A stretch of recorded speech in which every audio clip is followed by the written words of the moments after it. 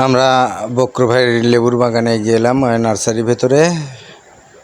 আপনারা দেখতে পাচ্ছেন বিদেশি লেবু আছে এখানে। আমরা তো এখানে এসে গেছি গাছের কাছে। অবশ্যই দেখো তো বাবা, দেখি এটা না লেবু, দেখো তো।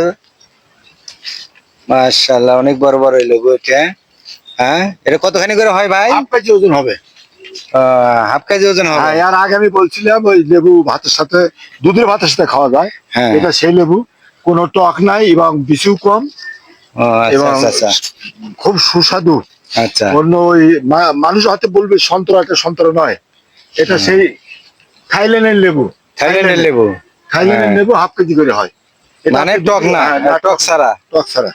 আপনার এই লেবু পাওয়া যাবে হ্যাঁ, আপনাদের আমার চারাই আর চারাও করছি, এটাও কিন্তু 12 মাসি। এই যে আপনি লেবু হচ্ছে, আবার এই যে দেখেন ফুল আসছে, আবার আবার ফুল, এই যে ফুল আসছে, ফুলটা এই যে ফুল আসছে, এটাও 12 মাসি পাওয়া যায়। মানে সব ধরনের উন্নত একটা জাত। আচ্ছা আচ্ছা, ঠিক আছে। আপনারা যারা এই লেবুর জন্য আপনারা খুঁজছেন, অবশ্যই বক্র ভাইয়ের সাথে যোগাযোগ করবেন। ওনার নাম্বার ভিডিওর স্ক্রিনে দেওয়া থাকবে। আশা করি সবাই আপনারা আসবেন, আর ভালো লাগলে ভিডিওটি একটু শেয়ার করে দেবেন। খোদা হাফেজ, সবাই ভালো থাকবেন।